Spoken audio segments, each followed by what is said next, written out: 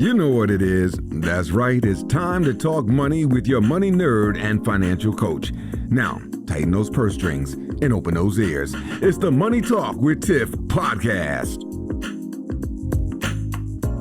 Hey everyone, and welcome to another episode of Tiffany's Take. On these episodes, I answer your money questions. So if you have one, go to www.moneytalkwitht.com/ask Tiffany, and I'll be more than happy to answer that. So this question came in, and someone's asking, what has been the most influential tip you've received or given about money management to help you transform your thinking about money? This is a good one. Thank you for the question. So I will go first with the most influential tip that I've received. And when I say I've received, actually, I'm going to say something from a book because I love to read. And this whole concept changed my whole thinking about how I think about money. Because now I don't think about money in terms of money. And I know that sounds weird, but let me explain.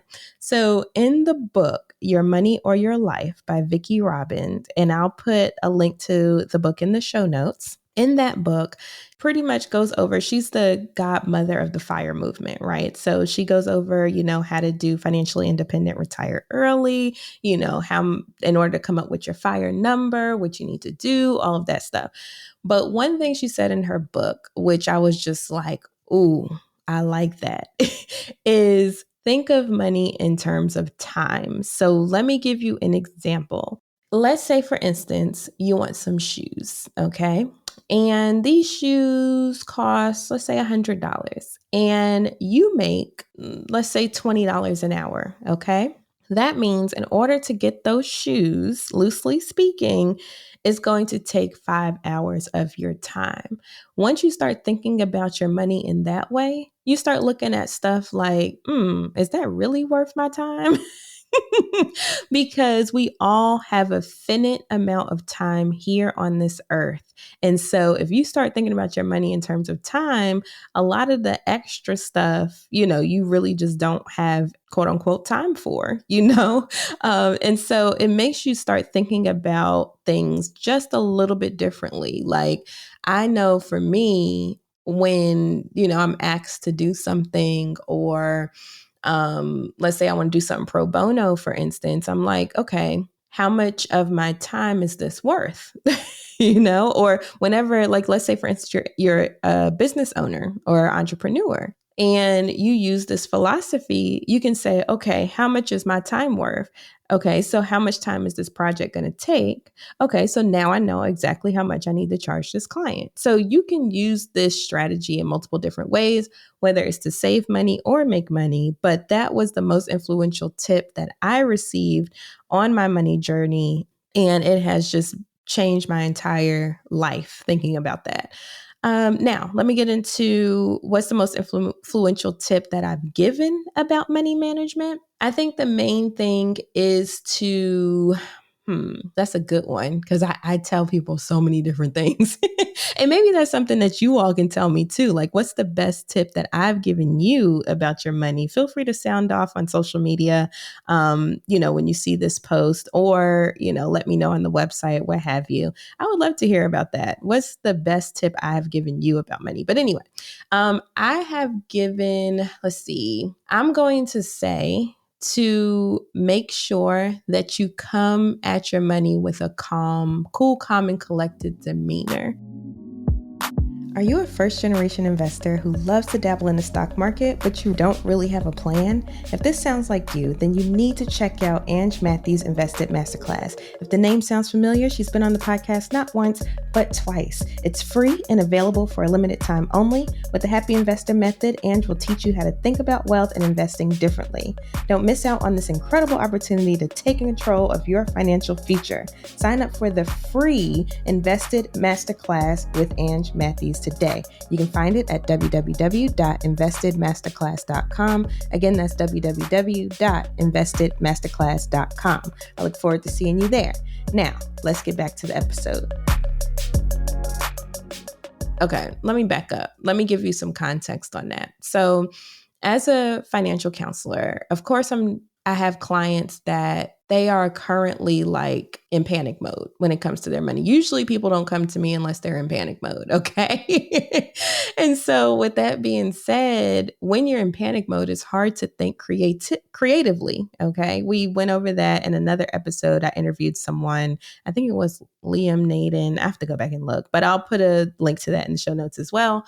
But you have to start thinking creatively when it comes to your money, but you can't do that if you're in your fight or flight.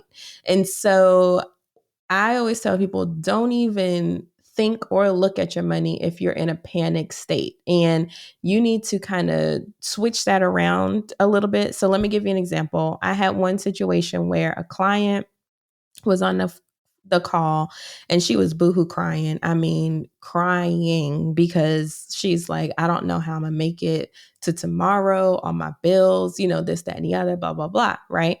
So I'm listening and I'm like, okay, let's reset this whole call. Because right now, even if I'm talking, everything is going to seem like the sky is falling. And we kind of need to bring it on back. So in order to reset, what I did was I was like, okay, let's just pretend none of this exists right now. Let's just envision ourselves in the future.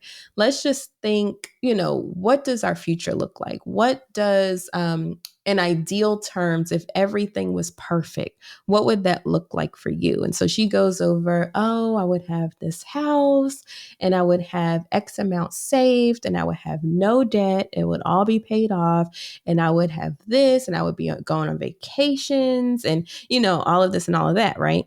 So that served two purposes for me. The first purpose was, it got her out of the negative thinking because she was on negative autopilot. If we would have just started talking at that point, it would have been pointless. It would have been pointless.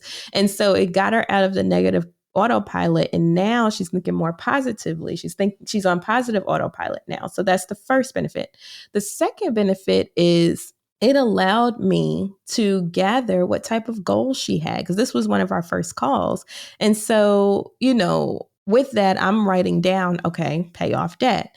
Okay, she wants to make sure that she gets a house. Okay, as she's talking. And it's just an innocent conversation and it's an innocent, dreaming, just thinking about the future.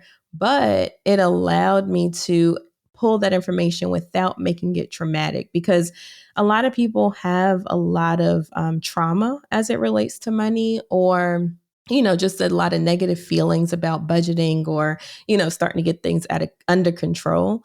And so coming into it gently is very, very helpful. So I think that would be the biggest tip I have given to people, but let me know if I'm wrong. I want to hear from you. So please let me know what is the best tip I have given you about transforming your thinking about money. So anyway, those are my answers. Hopefully that answered your question. Thank you. That was an awesome question. I love when people give me things I got to think about. But I appreciate you all. And if you want your question answered, just go to www.moneytalkwitht.com/Ask Tiffany. There's a way to do a text if you just want it in text, and you can do an audio message. I haven't had anybody brave enough to do the audio yet. Come on, y'all. It's still going to be anonymous. They're just going to hear your voice. All right. Well, you all have a wonderful rest of your week, and I'll see you next week for Tiffany's Take. Bye. Thank you for listening, joining, and being a part of the Money Talk with Tiff podcast this week. You can check Tiff out every Thursday for a new Money Talk podcast. But if you just can't wait until next week, you can listen to previous podcast episodes at moneytalkwitht.com or follow Tiff on all social media platforms at Money Talk with T. Until next time, spend wise by spending less than you make. A word to the money wise is always sufficient.